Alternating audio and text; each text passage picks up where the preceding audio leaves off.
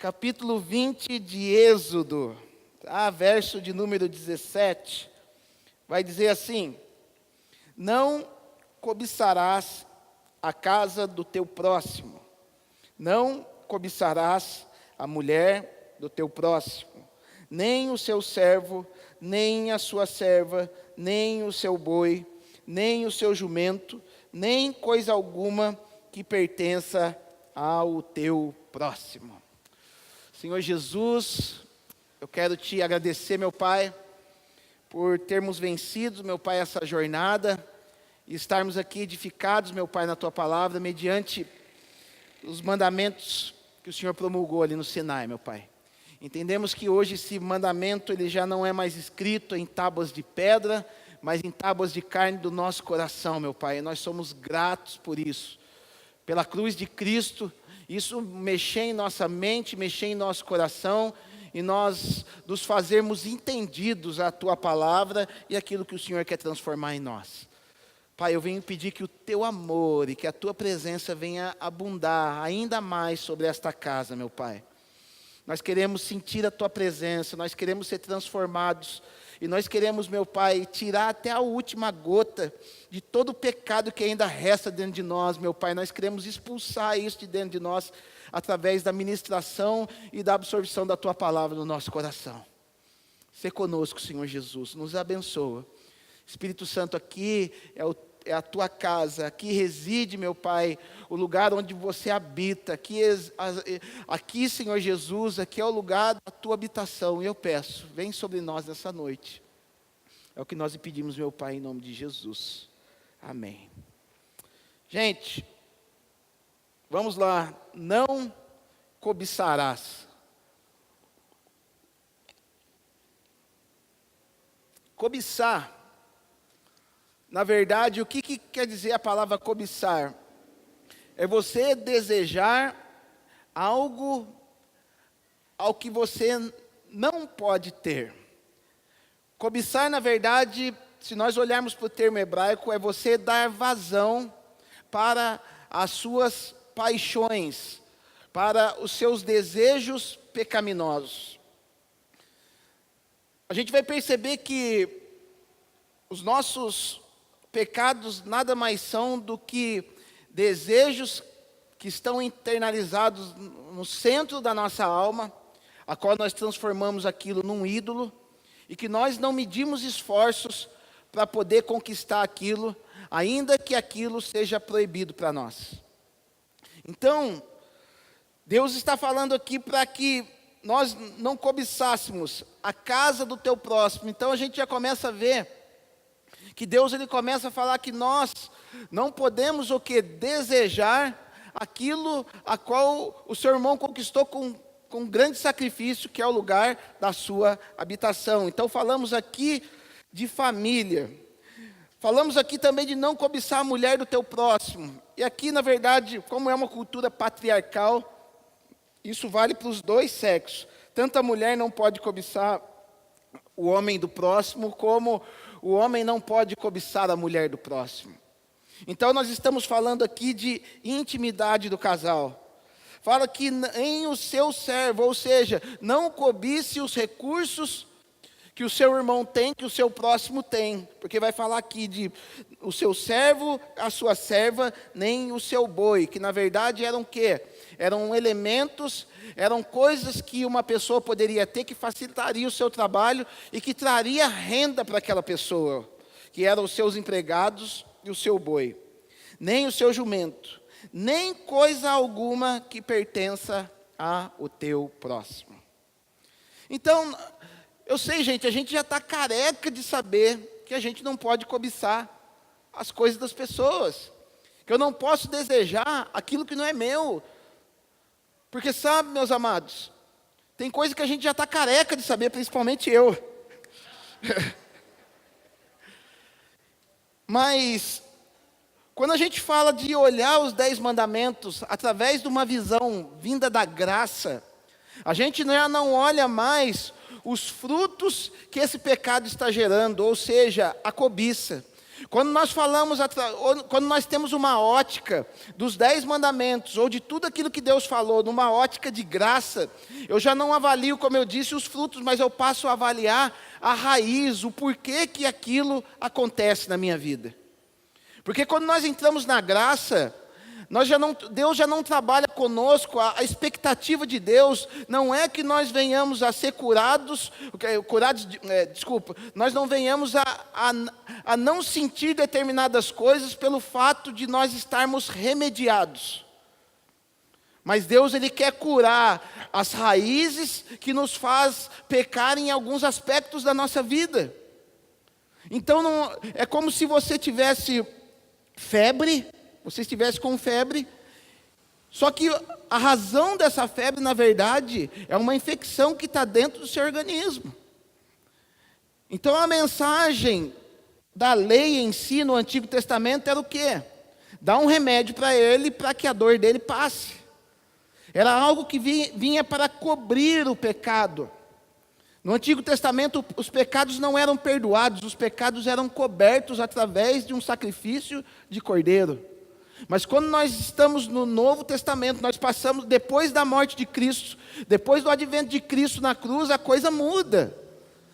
Os nossos pecados, eles são perdoados por quê? Porque agora há uma nova natureza, há uma nova forma de Deus trabalhar conosco, que Ele já não lida mais com aquilo que está acontecendo, Ele já não lida mais com o fruto do nosso pecado, mas com as raízes do nosso pecado.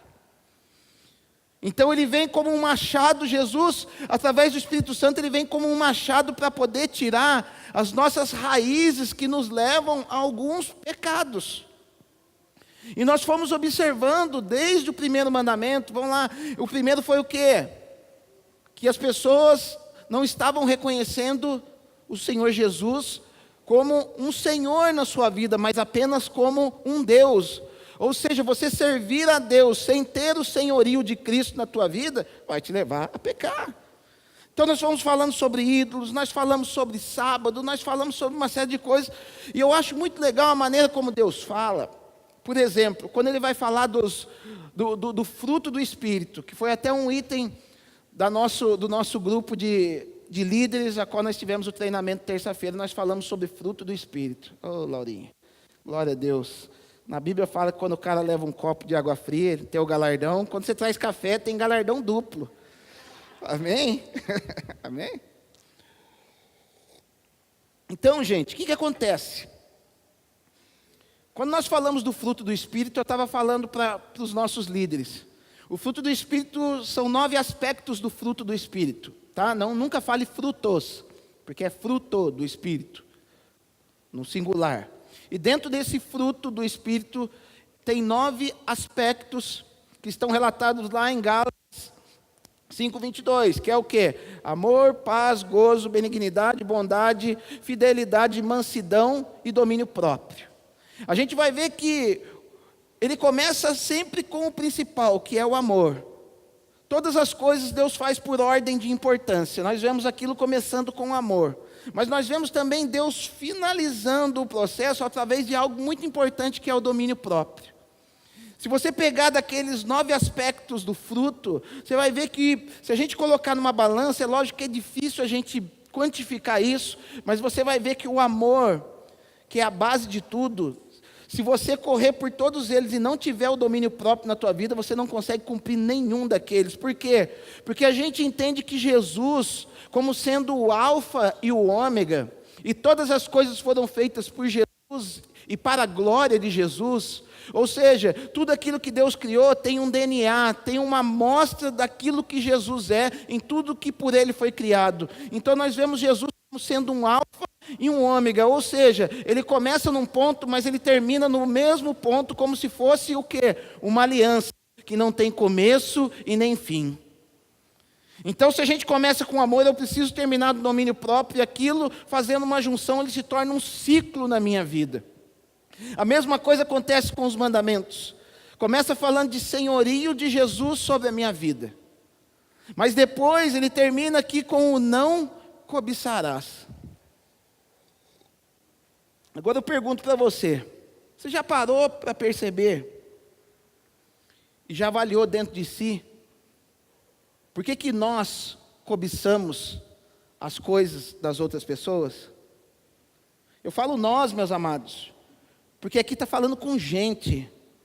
Todos nós, meus amados, em algum dia na nossa vida, em algum aspecto, algo já passou que nós já cobiçamos algo de alguém.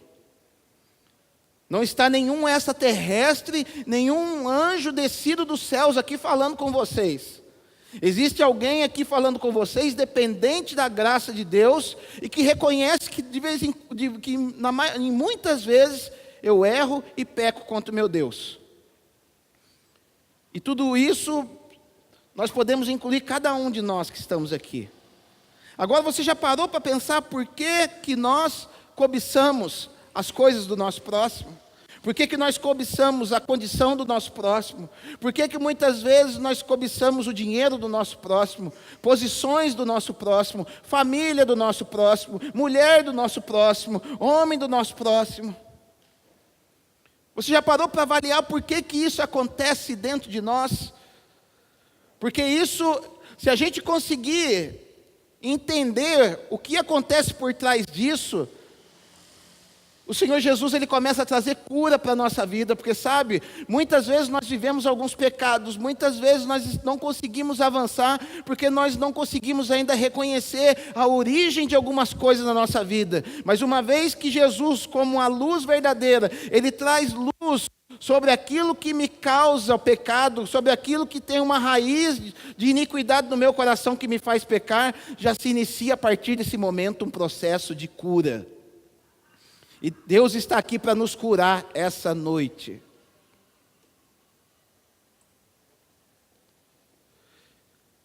Então, o que acontece, meus irmãos? Gente, não precisa focar lá não. O negócio é aqui, tá? Vamos lá. Por que eu cobiço? Sabe por que nós cobiçamos? Porque nós permitimos que entre o quê? Uma raiz de insatisfação dentro do nosso coração. Quando nós permitimos que entre uma raiz de insatisfação dentro do nosso coração, é onde nós damos brecha para quê? Para que o inimigo venha trabalhar nos nossos ouvidos, venha trabalhar na nossa mente, para que nós venhamos a cobiçar as coisas do nosso próximo. Porque se eu tenho algo na minha vida que está pleno em mim, se eu tenho algo em mim que me preenche, se eu tenho algo em mim que me satisfaz, para que eu vou desejar o do próximo? Ou seja, vamos lá, água é um elemento muito importante. Se eu estou suprido de água, eu não vou ficar olhando para o copo do meu próximo, eu não vou olhar para a mão de vocês, esperando que alguém tenha algum copo de água na mão, para eu ter que cobiçar. Por quê? Porque eu já estou plenamente satisfeito de água. Isso já está plenamente constituído dentro de mim. E isso que acontece, meus amados, por que Jesus ele finaliza? Mas foi Jesus? Foi Jesus que entregou a tábua dos 10 mandamentos. Não foi o Jesus que talvez quando você fecha os olhos, você lembra do cara barbudão de olho azul, tá, gente? Mas foi Jesus, tá? Mas enfim, quando eu não estou plenamente satisfeito no Senhor, existirão áreas na nossa vida que serão áreas de insatisfação que me levarão ao quê? Em primeiro lugar, cobiçar aquilo que o próximo tem. E isso é muito grave, meus amados, porque eu gosto muito de trazer a alusão ao quê? Ao acontecimento do pecado ali dentro do jardim do Éden. Porque muitas vezes a gente culpa as nossas circunstâncias pelo fato de nós cobiçarmos algumas coisas do próximo. Então eu vejo alguém mais bem sucedido que eu. Qual que é a frase que eu uso?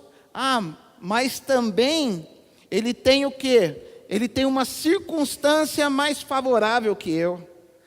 Mas também ele tem uma família melhor que eu. Nós arrumamos justificativas para que nós venhamos o quê? Cobiçar aquilo que o próximo tem. E no Éden, Quando nós olhamos essa dinâmica, nós começamos a perceber algo poderoso. Porque Deus, Ele planta, Ele coloca aquele casal dentro daquele jardim. Num jardim onde existia tudo aquilo que era agradável para se comer e desejável aos olhos. Olha para você ver, quando a gente vai para Gênesis, capítulo de número 2. Gênesis, capítulo de número 2. Se você quiser me acompanhar.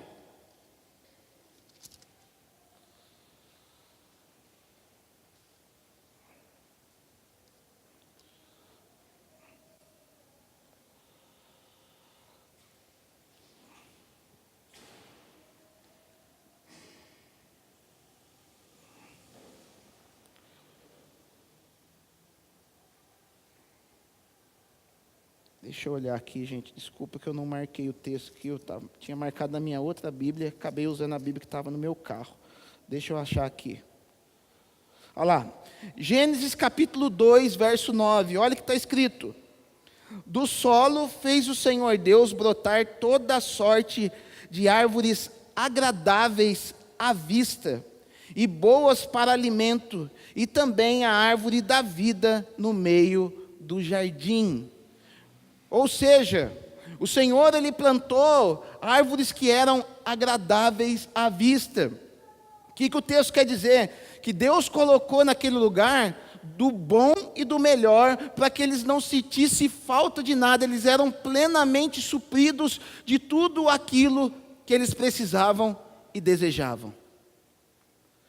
O problema, meus amados, que a insatisfação vem sobre a nossa vida, não diante daquilo que eu não tenho. A insatisfação, ela entra na minha vida a partir do momento que eu passo a olhar para Deus com um olhar diferente, como um olhar que não é um pai que nos agrada, um pai que tem cuidado sobre as nossas vidas. Porque se eu não tiver um olhar correto para Deus na minha vida, Ele pode te colocar em circunstâncias totalmente favoráveis, que nunca estará bom para nós. A gente começa a ver em algumas situações, às vezes a gente fala assim, eu não estou satisfeito com Deus, porque Deus não me deu dinheiro. Agora vamos lá, se satisfação viesse pelo fato de nós termos dinheiro, não existia milionário que se mate em virtude de uma depressão, em virtude de uma melancolia na sua vida. Eu não sou feliz porque eu não tenho um parceiro, eu não tenho uma esposa, eu não tenho um marido.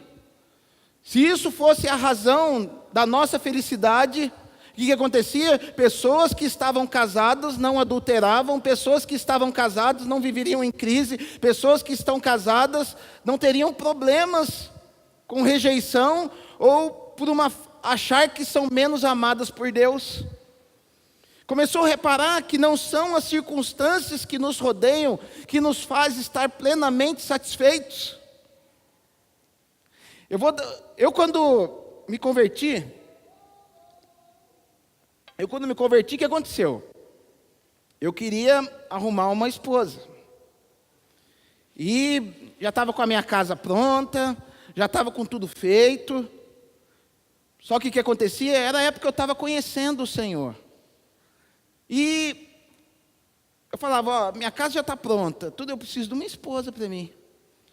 E o que começou a acontecer? Eu estava vivendo uma época muito louca na minha vida, por quê?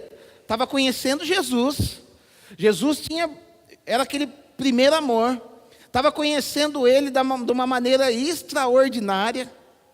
E aquele relacionamento e quando você é novo convertido, sabe um negócio que é legal que acontece? Aonde você coloca o pé, levanta um profeta para vir falar com você. Onde eu chegava até nos lugares, eu até me escondia dos profetas, porque eu sabia que o profeta ia vir acima de mim. Porque eu estava querendo ser batizado com o Espírito Santo, então eu ficava me enfiando nas vigílias de roça aí, eu me enfiava onde tinha campanha dentro de casa, eu ia em tudo quanto é lugar, porque eu queria ser batizado com o Espírito Santo. Então o cara via eu assim, aí eu falava, é hoje. Teve uma vez, para vocês terem uma ideia, teve um colega meu, que ele fez uma vigília na casa dele de 5 terças-feiras. Acho que nessa época eu já namorava com a Elisandra. Eram 5 terças-feiras. Porque ele estava passando por um momento difícil. Ou seja, ele estava fazendo uma vigília na casa dele para Deus falar com ele. Então ele levou 5 pastores diferentes. Pasmem, meus amados. Nas 4, dos 5 que teve, 4, a mira da pessoa que Deus levantou o profeta para falar, não foi com o dono da casa, foi comigo. Muito louco. Teve um lá que lhe deu o meu passado, o meu presente e falou do meu futuro. Foi muito louco.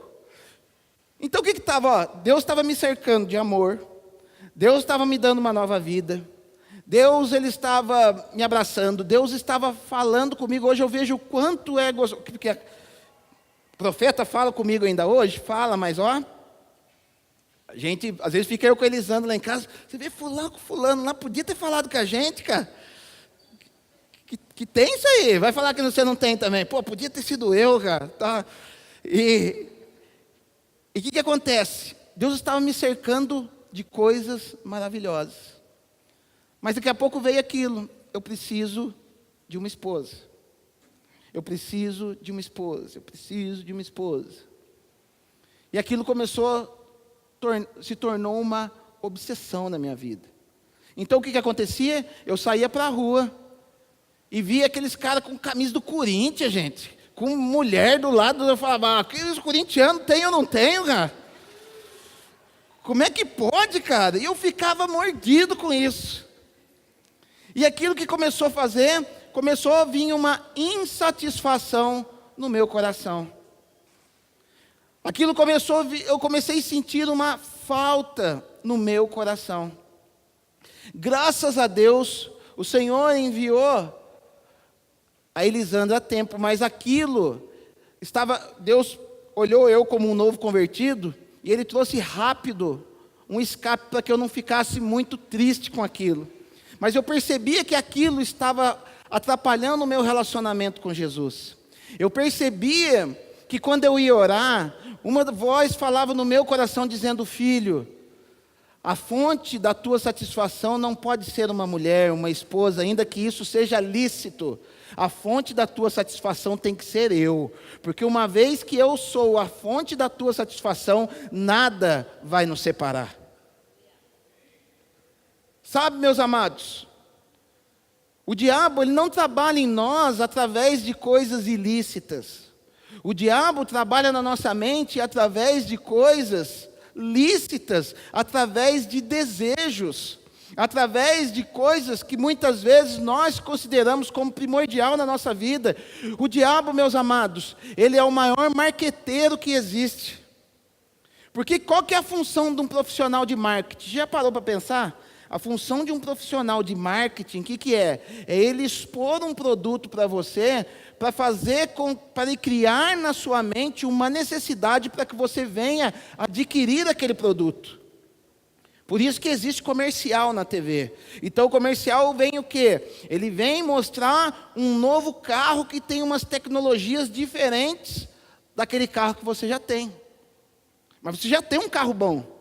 Mas passa aquele comercial mostrando que o carro ele tem determinados acessórios, uma série de coisas. O que então que o marketing tenta fazer? Ele através de algumas ferramentas, através de cores, através de linguagens, através de horário, através de algumas coisas, ele insere dentro da tua alma o quê? Um desejo por aquele carro novo que está passando no comercial. E o que faz na sua mente? Meu carro não presta mais. Meu carro não presta mais. Seu carro é um carro novo, carro bom, carro top. Mas a partir daquele momento, o que é? O objeto de desejo tornou-se a ser o quê? Aquilo que o marqueteiro mostrou para você. A mesma coisa acontece na nossa vida espiritual, meus queridos. A mesma coisa acontece com a gente. Nós estamos caminhando com o Senhor tem nos suprido, o Senhor tem trabalhado em nossas vidas. O problema, sabe o que é? Que muitas vezes nós entramos o quê? Numa rotina perversa com o Senhor.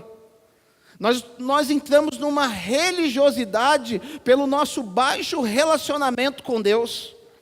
Porque quando eu me relaciono com Deus, através do que, como eu disse semana passada, através de uma obrigação, através de preceitos, através de uma lei, através de uma regra, aquilo vai se tornar uma rotina para nós. E quando isso se torna uma rotina, isso se torna perverso. A gente vai conversar com casais que estão à vistas de se separar.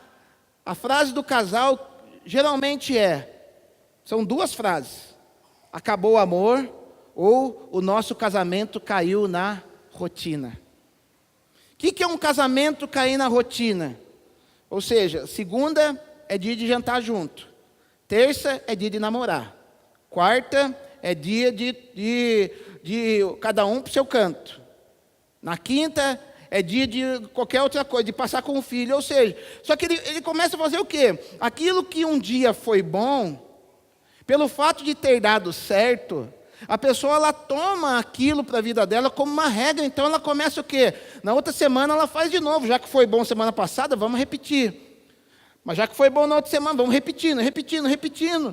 E aquilo que eu falo, se você comer picanha todo dia, um dia você vai enjoar de comer picanha. Picanha não é bom? É uma delícia. Mas come picanha todo dia para você ver. A mesma coisa acontece no nosso relacionamento com Deus. Baseamos o nosso relacionamento com Deus em regras, em obrigações. Eu tenho que ir no culto. Eu tenho que orar. Eu tenho que dizimar. E quando nós entramos nesse tipo de relacionamento com Deus, meus amados, talvez isso seja produtivo num curto prazo, mas a longo prazo isso não vai surtir frutos. Isso vai trazer uma insatisfação pelo seu relacionamento com Jesus. Porque o relacionamento com Jesus, meus amados, ele tem que ser dinâmico. Eu costumo falar, eu sou um cara que eu gosto de orar. Por que eu gosto? Aí outro dia um religioso veio perguntar para mim: mas precisa de monte para orar? Eu falei: não precisa de monte para orar. O mesmo Deus que está no monte é o mesmo Deus que está na minha casa, é o mesmo Deus que está na igreja, é o mesmo Deus que está na hora que eu estou dirigindo. Só que, vez ou outra, eu quero presentear o meu Deus num passeio diferente. Não tem problema nenhum, eu vou lá no monte. Estou lá contemplando a natureza. Por quê? Porque se eu todo dia, eu der 8, 9 horas da manhã, eu tenho que ir para o quartinho. Cara, isso vai se tornar uma monotonia. Deus, ele é Deus de relacionamento, e todo relacionamento sadio, ele é o quê? Ele é dinâmico, ele não é estático. O estático é aquilo que é parado, é aquela mesmice, e a gente não pode ter esse tipo de relacionamento com o Senhor. Porque quando a gente tem esse tipo de relacionamento com o Senhor, aquilo que era uma novidade, aquilo que era um prazer, ele vai diminuindo. Então sabe quando você está vindo na igreja, está sendo um prazer, você aceitou Jesus faz pouco tempo, tal. Mas sabe quando bate aquela... parece que não é tudo aquilo que eu pensei que era. Parece que não está me preenchendo. Agora eu pergunto... Será a cruz de Cristo tão insuficiente assim, que não possa preencher um vazio que esteja brotando dentro da nossa alma? Será que Deus ele é tão fraco assim, que não é capaz de suprir um buraco dentro da minha vida? Não. Nosso Deus, ele é conhecido como El Shaddai, o Deus Todo-Poderoso. Nada é impossível para o Senhor.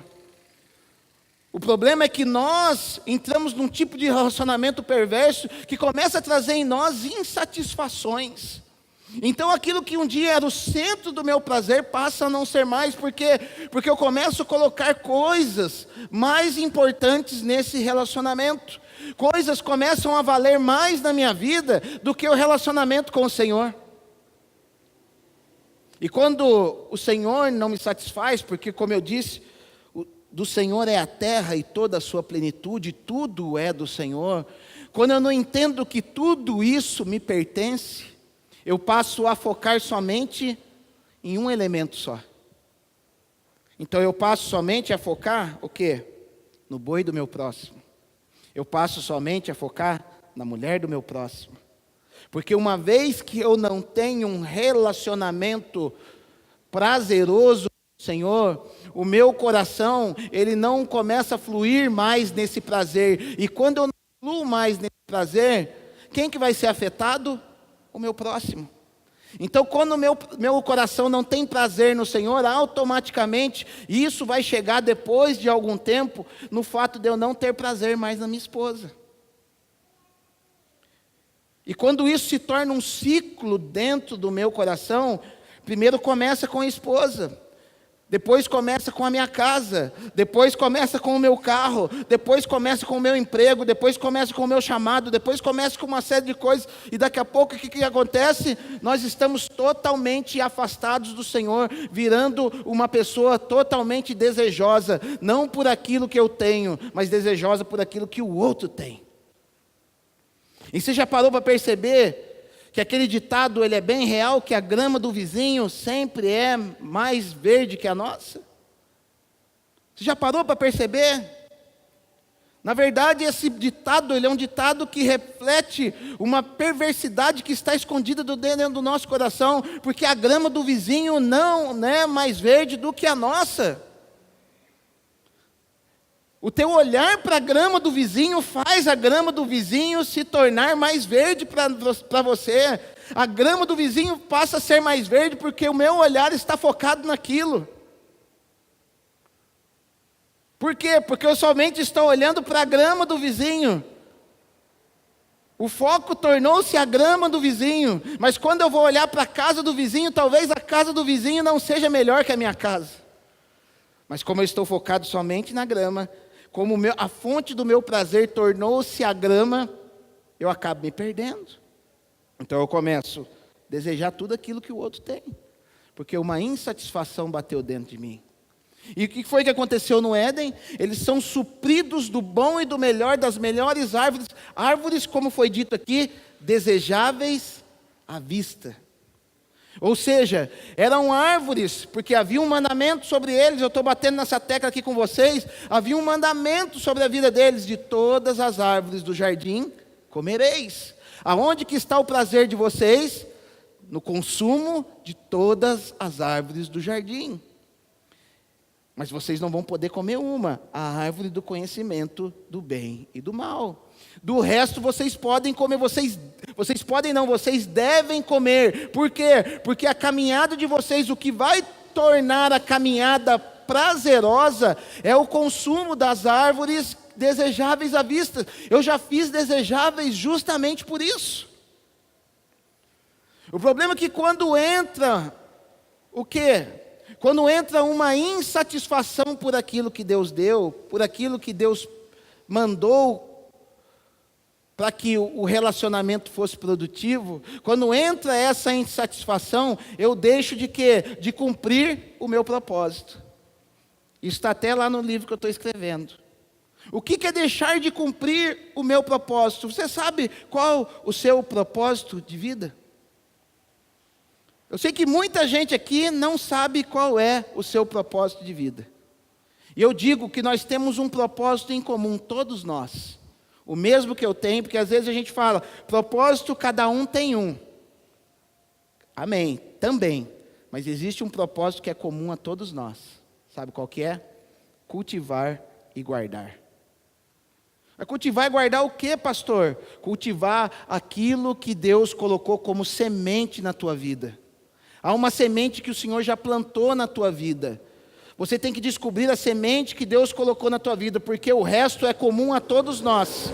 Nós vamos ter que cultivar essa semente. E cultivar é a palavra avad no hebraico, que quer dizer trabalhar, que quer dizer manusear, que quer dizer manipular aquilo, que é o mesmo termo qual o sacerdote usa para oficiar dentro do templo, ou seja, é uma espécie de adoração. Às vezes a gente acha que a adoração é o nosso louvor, mas a adoração é aquilo que nos conecta a Deus. E quando você cultiva aquilo que Deus colocou nas tuas mãos, você tem uma tarefa diferente depois dessa, qual que é? Guardar aquilo que está sendo gerado. Por quê? Porque o inimigo a todo momento vai tentar roubar de você os frutos do teu trabalho. Como que ele rouba os frutos do teu trabalho? Através de uma insatisfação que entra dentro do nosso coração.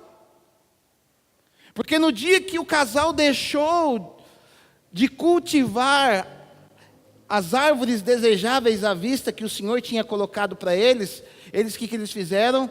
Eles entraram numa ociosidade. E todas as vezes que eu entro numa ociosidade no meu relacionamento com o Senhor, eu abro espaço para que eu venha cair em pecado. Quer que eu prove para vocês? Um exemplo muito claro. Davi vai falar no texto que no ano em que os reis iam para a guerra, na época que os reis iam para a guerra, Davi ficou no palácio. O quê? Ocioso. Qual que era o propósito de Davi? Guerrear. Ele foi colocado para vencer guerra, ele era homem de guerra. Então ele tinha que cultivar o quê? Deus colocou nas mãos de Davi uma semente de guerreiro, uma semente de conquistador. E era em cima daquilo que ele tinha que cultivar e adorar a Deus. O adorar a Deus por meio de Davi era o cumprimento do seu chamado. Eu digo para vocês nessa noite, o adorar a Deus, erguer a voz, dizer que o Senhor é lindo, é maravilhoso, é muito bom para nossas vidas. Isso traz a natureza de Deus dentro do nosso coração. Mas você adora o Senhor quando você cumpre o teu chamado. Quando você é aquilo que o Senhor fez para que você seja. Porque a maior adoração não é aquilo que você faz. A maior adoração é quem você é. Porque uma vez que você se entende como filho, uma vez que você se entende como amado por Deus, o amor que você consegue reconhecer no Senhor é o mesmo amor que você vai dar para os seus semelhantes. Ninguém dá aquilo que não recebe. Então, eles começam a ficar o quê? Ociosos. E quando o inimigo que estava à espreita, porque o inimigo ele está a derredor, bramando como um leão, procurando quem possa tragar, ele vê o casal perfeito, ocioso, deixando de quê? De se alimentar das árvores que o Senhor plantou no jardim, árvores desejosas, árvores que olhavam e falavam, uau! Árvores que se alguém chegasse, se tivesse alguém para chegar e olhar e falar, pô, que lugar lindo e que coisa maravilhosa, o Senhor supriu a vida de vocês. E não é isso que muitas vezes a gente está insatisfeito com o Senhor e parece que o Senhor manda alguém perto da gente e fala, cara, você está reclamando do teu emprego, eu queria ter um emprego desse, cara. Cara, você está reclamando da sua esposa, eu queria ter uma esposa dessa. Você está reclamando do teu marido, você já pensou, já parou para pensar, quem que é o teu marido? O problema é que a insatisfação, ela nos faz o quê? Ela traz um olhar negativo sobre nós, meus amados. Nós passamos a olhar mais os defeitos do que as qualidades das pessoas. Isso é fruto de uma insatisfação. Então, quando o inimigo vê, foi muito fácil o trabalho da serpente. A serpente só chega neles, é verdade, que nenhuma das árvores vocês podem comer. Ela chegou invertendo totalmente aquilo que Deus falou. E aquilo que o inimigo chega para nós e fala, é verdade que você como filho de Deus, você não pode fazer nada nessa terra. Não é verdade que você como filho de Deus, te chamam de filho de Deus, mas parece que você está vivendo na pindaíba. Parece que as coisas não avançam na tua vida, parece que aquilo que você tanto deseja, parece que não acontece. Ei, meu amado, não é porque ainda não aconteceu que não vai acontecer. Não é porque você ainda não está vivendo a plenitude daquilo que Deus tem para você, que Deus não vai te dar. É apenas um processo ao qual estamos passando. Porque sabe, o problema do insatisfeito, o insatisfeito ele se torna um invejoso. O insatisfeito ele se torna um invejoso. O invejoso, o que é? É um insatisfeito que deu vazão para a sua insatisfação. Mas sabe qual que é a característica do invejoso? Porque é muito sutil a diferença do invejoso para o ambicioso. Quem aqui é ambicioso? Só 3 pessoas. Está vendo como a nossa cultura, ela manipulou e trouxe um entendimento para nós do termo ambição. Quando a gente fala ambição, a gente pensa do quê? Em pessoa que faz tudo o que for possível, faz tudo o que for sem escrúpulos para conseguir o seu objetivo, e o ambicioso não é. Nós devemos ser ambiciosos, meus amados, ambiciosos pelas coisas do céu, ambiciosos para melhorarmos a nossa vida. Não é porque você é ambicioso que você vai ser um ganancioso. Não é porque você é um ambicioso que você é um mau caráter. Nós temos que ter ambição, sim. Em primeiro lugar, ambição por conhecer o céu e manifestar o céu nessa terra. Eu tenho essa ambição. Uma ambição é diferente de uma obsessão. Confundimos obsessão com ambição. E a ambição, existe a ambição maléfica, que é uma obsessão, e existe uma ambição benéfica, que nos impulsiona, que nos leva a ser melhores, que faz com que nós coloquemos metas na nossa vida e venhamos buscar essa meta para que a gente venha ser bem sucedido nessa terra. Está vendo por que muitas vezes existem coisas sutis dentro da nossa mente que nos faz estagnar e a gente não sai do caminho? A gente não avança. Então o camarada, ele quer melhorar de emprego, só que colocaram na mente dele que ele não deve ser ambicioso. Então o que ele faz? Ele senta e fala assim: e daí, mano? Não melhorou de vida? Como é que tá? Eu estou esperando o tempo do Senhor. Tem umas frases de crente que mais faz com que a gente fique paralisado do que a gente avança. E depois a gente não avança, começa a culpar Deus pelo fato de não ter avançado. Estou esperando o tempo de Deus. E daí, cara, já casou já? Não, estou esperando o Senhor enviar a minha varoa. Que enviar a sua varoa? Vá atrás da sua varoa, cara. Que está esperando o tempo de Deus para você arrumar o seu emprego? Vai atrás do seu emprego.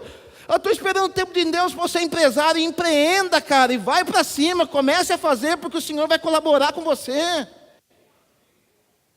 Só que a gente estagna. E a gente acaba se tornando o quê? Quando as coisas se estagnam na nossa vida, a gente paralisa, a gente fica ocioso e coloca a culpa no Senhor. Está igual eu, faz 2 anos que eu estou ensaiando para fazer um livro. E sabe qual que era a minha desculpa? Gospel. Porque a gente tem as nossas desculpas gospel. Não é tempo de eu lançar o meu livro ainda, porque eu não sou conhecido. Quem que vai comprar meu livro? Eu usava isso como subterfúgio para quê? Para não escrever o livro. Aí esse dia eu estava lá no sofá, conversando com o Senhor. O Espírito Santo falou: e daí o seu livro? Não vai fazer? Eu não sou famoso ainda. Ninguém vai comprar meu livro.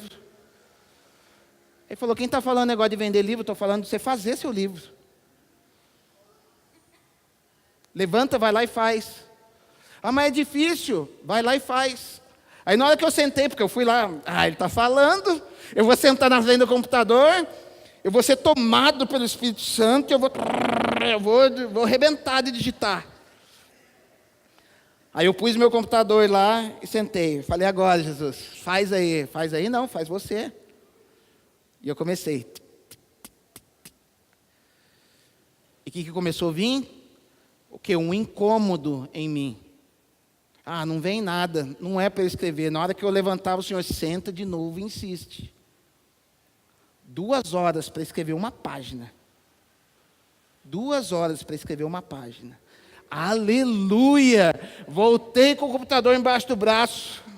Amém, Deus purinho. Amor, leia para mim, vê se ficou bom. Valeu. Então, a introdução, isso aqui? Então, você tem que fazer um negócio para o povo querer ler. Gente, você acha que eu fiquei chateado por causa disso? De maneira nenhuma. Não é porque é de Deus que vai ser fácil. Esse que é o nosso problema. A gente acha que porque é de Deus, a gente acha que vai ser fácil. Um dia Deus deu para o povo falando assim: eu vou colocar vocês numa terra prometida, numa terra que emana leite e mel. Na hora que o povo chegou lá e falou: então, agora tem gigante, tem que derrotar o gigante para você poder chegar lá. Nunca foi fácil. E dou glória a Deus porque eu tenho minha esposa para falar: não ficou bom, o que eu fiz? Joguei aquela parte lá para baixo e fiz a introdução de novo. Ela nem leu ainda. Você percebeu que muitas vezes a gente disfarça os nossos pecados para não dar o nome de pecado? Então chega para a amiga e fala: então o que está? Está ruim, mas está bom. Esse está ruim, mas está bom é uma murmuração disfarçada. Porque pessoas que estão firmadas naquilo em quem Deus é, sabe que Deus vai fazer. E quando sabe que Deus vai fazer, acontece igual aquela mulher sunamita, a qual Eliseu tinha ressuscitado o filho dela. E de repente o filho morre. E o que ela faz? Ela pega o jumentinho dela e desce o Carmelo. E na hora que ela está descendo o Carmelo, ela cruza com o servo de Eliseu.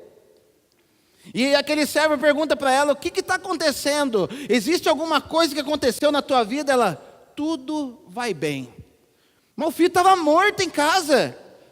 Mas ela sabia o Deus qual ela servia. Ela sabia o profeta que ela estava indo procurar. Então ela falava: tudo vai bem. Porque pessoas que confiam no Senhor conseguem enxergar o reino espiritual e não a realidade terrena que está à volta. E isso traz uma satisfação em servir esse Deus. Essa satisfação de falar: é Ele vai fazer. Só que se Ele não fizer, eu continuo amando esse Deus, porque Ele é maravilhoso. E ela desce aquele monte, encontra com o profeta. Profeta, o que está pegando? O meu filho está lá em casa. Amém. Vamos lá resolver isso. Eliseu ressuscita o filho dela. Diferente do povo, que com 3 dias já começaram a falar mal do Senhor. Eles procuram Moisés, aí ó, é Deus aí ó, falou que era Deus, mas não está funcionando. Me vendeu uma mercadoria que não funciona. Quantas vezes, meus amados, parece que isso vem no nosso coração e fala: parece que esse Deus não é esse Deus que falaram que era. Já parou para perceber como nós diminuímos um Deus que, conforme diz Romanos, que Ele se manifesta através das coisas que foram criadas? Você acha que um Deus que criou mar, que criou vulcão, que criou o ser humano, Ele é incapaz de satisfazer o teu desejo? Mas é que muitas vezes não chegou a hora. O Senhor está trabalhando no coração do seu povo. E eles recorrem a Moisés. Moisés ora ao Senhor e ele joga um lenho naquela água. E as águas se tornaram doces naquela hora. Sabe o que quer dizer isso? Quando as coisas estiverem amargas na tua vida, coloca a cruz ali dentro. Olhe para a cruz e as coisas vão começar a se tornar doces para você. A palavra de Deus diz para que a gente olhe para a cruz. Porque quando eu olho para a cruz, quando eu olho Jesus pendurado no madeiro, e o que isso produziu no reino espiritual, que nos fez, conforme diz Apocalipse, que nos tornou em reis e sacerdotes, que nos transformou em filhos desse Deus maravilhoso, que nos fez herdeiros de Cristo, de Deus, e co-herdeiros com Cristo. Quando eu olho para essa cruz, eu posso falar que as aflições do tempo presente não são para se comparar com a glória que nos há de ser revelada. Romanos 8:18. As aflições do tempo presente, isso que você está vivendo, essa luta que você está vivendo, que você entrou aqui com essa luta hoje. Eu quero te dizer que essa aflição que você está vivendo não há de se comparar com aquilo que nós vamos viver. E aquilo que você vai viver não é lá no céu, é aqui mesmo. Paulo não está falando ali de céu. É que enfiado que ali... Naquele texto está falando que é quando a gente for morar no céu, não é. Ei, deixa eu te contar uma história que está escrito ali em Apocalipse capítulo 21. A tua história não finaliza no céu. Talvez a tua história, se você morrer hoje, ela passa pelo céu. Mas o final da nossa história, que não tem fim, que é eterna, ela finaliza aqui na terra. Apocalipse 21, verso 3: eis o tabernáculo de Deus com os homens, pois com eles habitará, e o mesmo Deus será o seu Deus, e esse povo será o seu povo. É aqui. Então não pense que Jesus, o poder de Deus, ele é tão pequenininho, que tem que levar você para uma realidade fora dessa, para poder te abençoar. As aflições do tempo presente não são para se comparar com a glória que vai ser revelada em nós. Está disponível para nós hoje. Então eu trago uma história aqui para vocês, que está em Números, capítulo de número 11. O povo está aqui caminhando no deserto, rumo àquilo que eles tanto desejavam, rumo ao desejo da vida deles, rumo ao propósito, rumo a esse processo. E eu chamo esse processo de cultivo, que era o que? O propósito inicial da humanidade. Cultivar e guardar. E o que é o propósito? Enquanto caminhamos com Deus, cultivamos esse relacionamento com Ele. E nesse processo de cultivo, eu começo a observar que os meus desejos não satisfeitos, os meus desejos que ainda Ele não deu, é um processo que Ele está me fazendo, para que na hora que eu coloque as mãos no fim do meu propósito, aquilo seja algo precioso para a minha vida, a qual Satanás não vai roubar.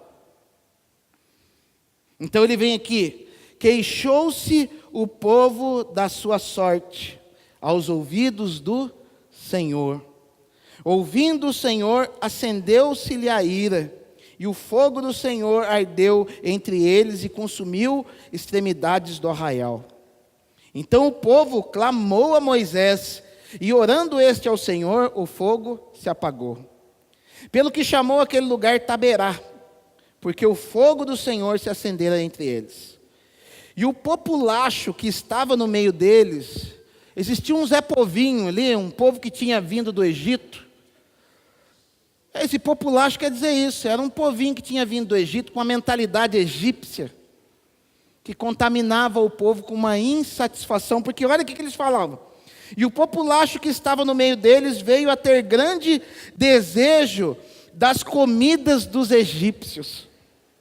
Pelo que os filhos de Israel tornaram a chorar, e também disseram: quem nos dará a comer carne?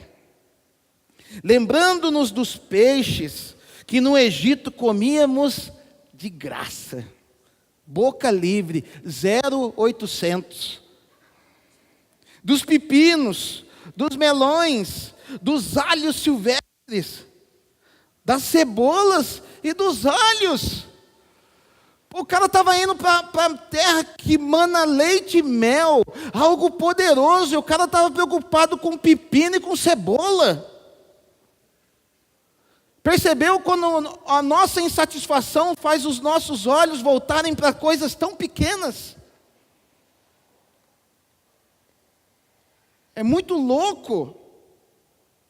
Agora, porém, seca-se a nossa alma, ou seja, eu fico amargurado, eu fico pé da vida.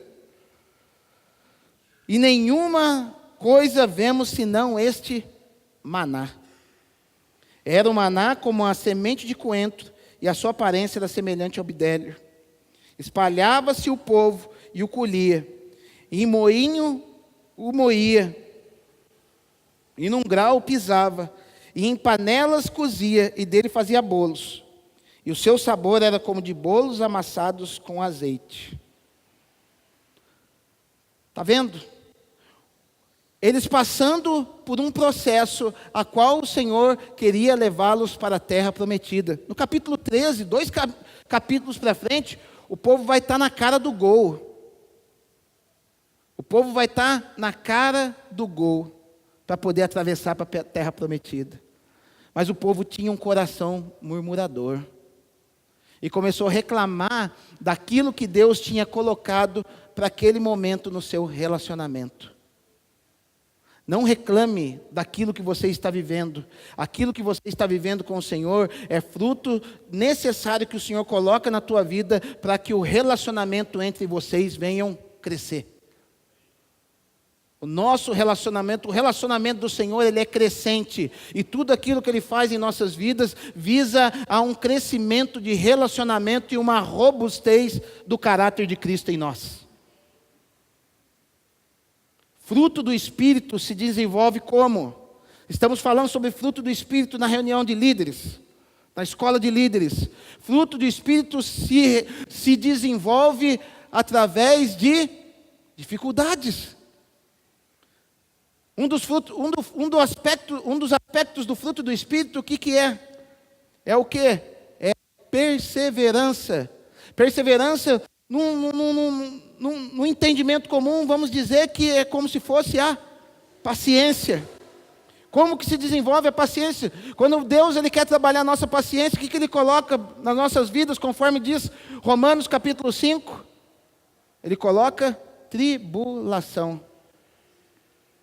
Porque a gente tem a péssima mania religiosa de achar que a gente vai entrar no quarto e vai falar: ai, Jesus, me dá paciência. Aí vem um Aladim de novo. Tapetinho começa o quê? Começa até... Eis que te dou paciência. Não é, gente. São processos. Para que a tua paciência se desenvolva, você vai ter que passar por tribulação, porque na hora que você passa por tribulação, é a hora que você vai falar... 1, 2, 3, 4. Na hora que você está fazendo esse exercício, começa a construir caminhos na tua mente, que vão construir uma paciência na tua mentalidade. Não é um processo espiritual que trabalha na nossa mente. Então começam alguns neurônios que não estavam funcionando na nossa cabeça, começam a achar alguns caminhos que vão criar o quê? Um temperamento que tenha paciência. E o Senhor começa a trabalhar. Era isso que Deus estava fazendo. Mas o povo murmurou contra o Senhor.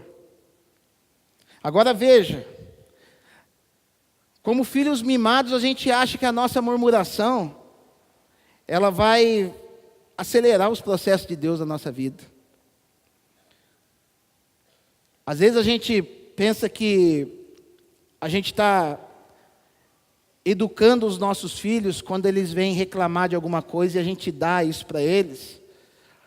Isso está errado, a gente está criando na mente dos nossos filhos que através de uma reclamação, através de uma murmuração, ele vai conseguir alguma coisa. E é justamente ao contrário. Às vezes o filho vem reclamar, vem murmurar acerca de alguma coisa, justamente nessa hora que a gente corta. Viu, filho? Está aprendendo. Porque olha que vai estar escrito aqui, capítulo 11, verso de número 18. Depois que tudo isso aconteceu. Deus falando com Moisés. Dize ao povo, santificai-vos para amanhã, e comereis carne. Não era carne que o povo queria? O povo estava enjoado de maná? Comereis carne. Porquanto chorastes aos ouvidos do Senhor, dizendo, quem nos dará a comer carne? Íamos bem no Egito, pelo que Senhor vos dará carne e comereis. Não comereis um dia, nem 2 dias, nem 5, nem 10, nem ainda 20, mas 1 mês inteiro, até vos sair pelos narizes, até que vos enfastieis dela, porquanto rejeitaste o Senhor que está no meio de vós, e choraste diante dele, dizendo, por que saímos do Egito? Nós temos que tomar cuidado com aquilo que nós cobiçamos e murmuramos diante do Senhor, porque corre um risco, sabe do quê? De Deus nos disciplinar, dando aquilo que nós estamos pedindo de uma maneira superlativa. Às vezes você está aí chorando porque o Senhor não te deu dinheiro, e amaldiçoando pelo que o Senhor está fazendo na tua vida, pelo fato que antes você era traficante, antes você tinha mais dinheiro, porque antes você era aquilo, você não estava no Senhor, e as coisas parecem que andavam de uma maneira melhor na tua vida, tome cuidado, porque talvez Deus, para te disciplinar, Ele possa te dar exatamente muito dinheiro. Dinheiro até sair pelo seu nariz. E aquilo que era para ser uma bênção na tua vida, ela acaba se tornando uma maldição. É muito perigoso. Porque Deus é mau? Não. Porque Deus quer mostrar que o nosso prazer não deve estar no fruto da nossa cobiça. O nosso prazer tem que estar no nosso relacionamento com Ele. Buscar prazer no relacionamento com o Senhor é a atitude mais inteligente que uma pessoa pode ter. Porque quando você tem prazer no relacionamento com o Senhor, você se torna uma estrada livre para o Senhor poder fazer e te dar aquilo que você quiser. Quando o teu coração está posicionado no Senhor, você é um campo aberto, um campo muito grande, todo arado, pronto para receber as sementes que o Senhor quer plantar. E eu vejo aqui nessa noite pessoas, um campo arado, pessoas como terra boa, pessoas como terra adubada, para poder receber aquilo que o Senhor quer dar. Eu vejo isso pela fé, porque Deus, Ele é Deus de prosperidade, Deus, Ele é Deus de bênção, Deus, Ele é Deus amoroso.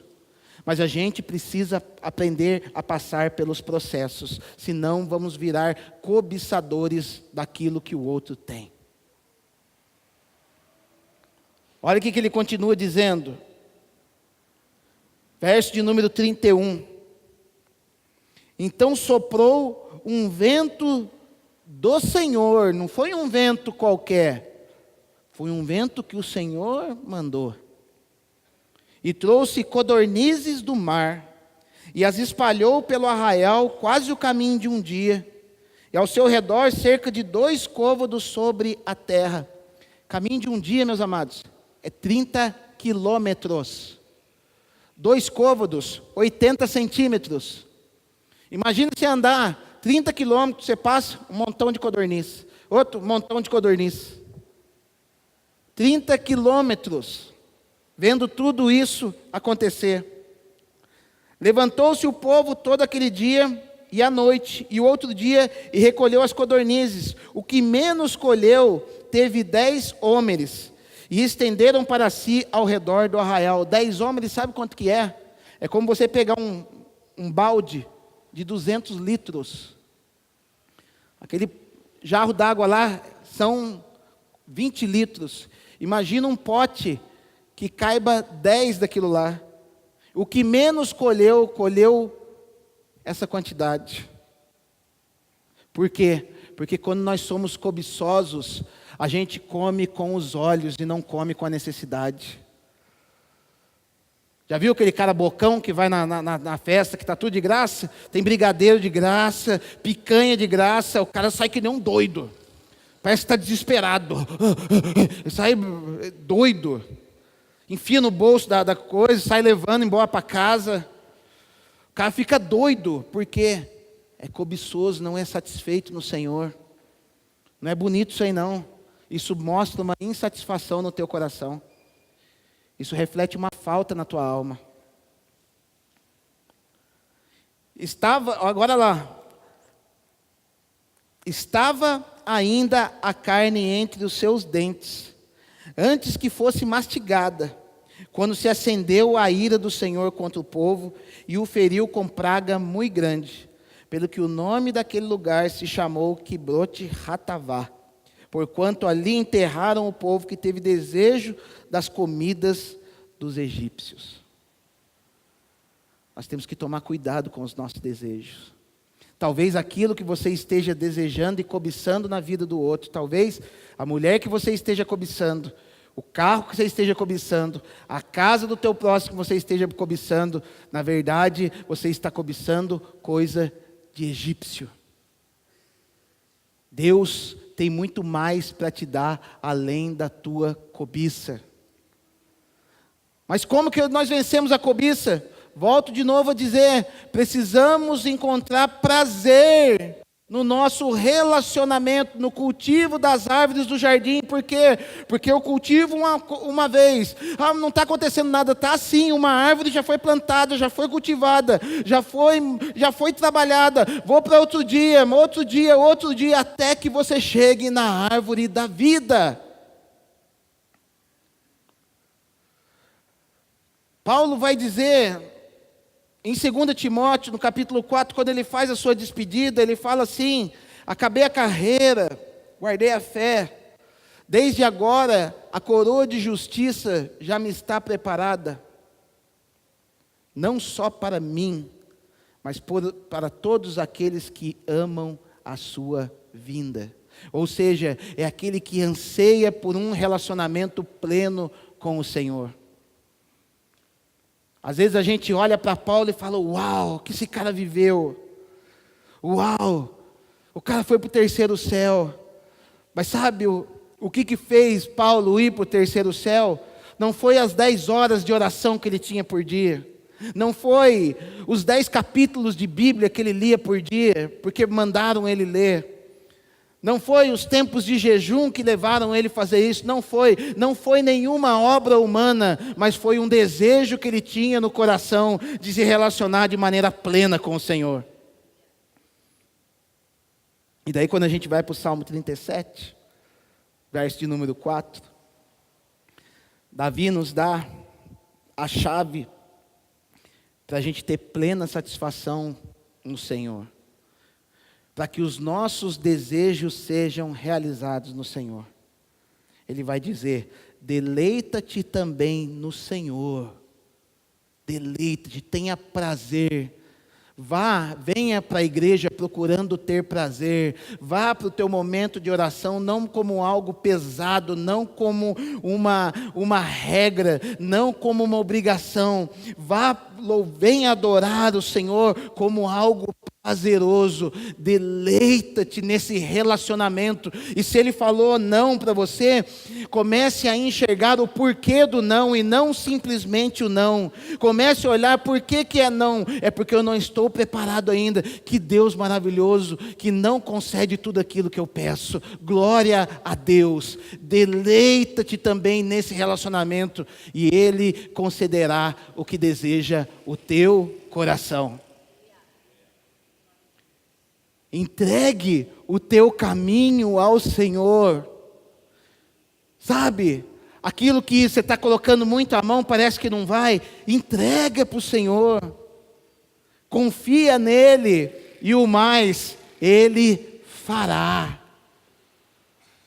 Porque quando eu me deleito nesse relacionamento com o Senhor, e sabe, deleitar no relacionamento com o Senhor vale muito mais do que fazer algo para o Senhor. Porque sabe, talvez você vai chegar num dia, e isso acontece comigo, acontece sempre, que talvez naquele dia não vai dar para você orar. Talvez naquele dia não vai dar para você ler a sua Bíblia. Mas Ele vai olhar para o teu coração e vai falar: se Ele pudesse, Ele estaria lá nesse momento lendo a Bíblia, Ele estaria me adorando, Ele estaria me buscando. É que hoje Ele não pôde, porque Ele vê deleite no nosso coração. Porque no dia que eu não consigo ler Bíblia, no dia que eu não consigo orar, isso acontece na vida de pastor, e às vezes nenhum, às vezes acontece 2 dias seguidos. Isso acontece às vezes, a gente gerencia mal o tempo, e essa exceção acaba acontecendo. Isso não é uma prática, isso é uma exceção. O Senhor sabe que eu posso falar por mim, que o meu coração está desejoso para estar com Ele. Que o meu coração está naquele momento, eu queria estar lá no meu quartinho chapando com Jesus. Eu queria estar nesse momento lendo e Ele podendo falar comigo, porque o que importa não é aquilo que eu faço, mas é o desejo do meu coração de estar com Ele. E quando a gente tem esse tipo de relacionamento, como eu disse, ele encontra um campo adubado, um campo que esteja arado, pronto para receber aquilo que deseja o teu coração. sabe? Porque se não há esse relacionamento, o meu coração ele se torna perverso e murmurador. E quando o meu coração se torna perverso e murmurador, eu já o quê? No momento que o Senhor me abençoa, eu vou querer o quê? Encher a minha vasilha com aquilo que Ele deu, porque dali por diante eu não vou mais me relacionar com Ele. Mas quando Ele vê que o teu coração é sincero, Ele fala, eu posso dar para Ele, porque o relacionamento só vai crescer e não vai perder diante daquilo que eu estou dando para Ele. Semana passada, veio um rapaz aqui, final do culto, procurando o pastor. Ah, pastor, queriam arrumar uma casa de recuperação para mim. Ele era lá da comunidade lá do Alemão, lá. Já tinha passado lá umas 3 vezes, bateu aqui. Falei, cara, eu não conheço outra casa de recuperação, senão a do pastor Edinaldo. Ah, mas ele não vai querer me receber. Catei o telefone, liguei para o pastor Edinaldo falou, ó, pastor, ficou aqui, já é a 5ª vez que passou aqui na nossa casa de recuperação. Da última vez me pediu um celular porque queria falar com a família. Tirei o celular da minha filhinha para dar para ele. 2 dias passaram, ele foi embora depois que pegou o celular. Trocou. Experimente visitar a casa de recuperação, lá vocês vão ver. É tranquilo. O cara vai lá, é quase um spa pro cara. Tem piscina, tem uma série de coisas, é para o cara recuperar mesmo e não ter o que reclamar com Jesus. E o cara foi embora, porque ganhou um celular. É por causa do celular que ele foi embora? Não, mas porque o coração dele não estava satisfeito no Senhor. Adorador. Se diz adorador. Pegava o violãozinho, ó, Jesus, eu te amo. O outro chorava na hora que o cara louvava. Veio aqui, liguei. O Gu pegou o carro, levou ele para casa. Pode mandar, pastor, já que é o senhor que está pedindo, eu vou abrir essa exceção, vou receber ele pela 6ª vez. Recebeu. Na 4ª, o pastor me liga. Ó, pastor, só estou ligando para te dar uma satisfação. Veio aqui, jantou, pôs roupa nova, deu 2 dias, foi embora do nada. Por quê? Porque uma insatisfação com aquilo, com os processos que o Senhor estava proporcionando na vida dele. Estava vindo ontem para a igreja, pedindo dinheiro ali na ponte ali. Na hora que olhou eu no carro, não teve nem coragem de vir pedir dinheiro para mim. Eu sei que o vício de droga vira a cabeça das pessoas. Mas sabe por quê? Que eu já fui usuário de droga por 14 anos da minha vida. E eu posso dizer hoje, sabe o que me levou para as drogas? Uma insatisfação no meu coração por não me relacionar da maneira correta com Deus. Essa é a chave do nosso sucesso. Vamos colocar em pé?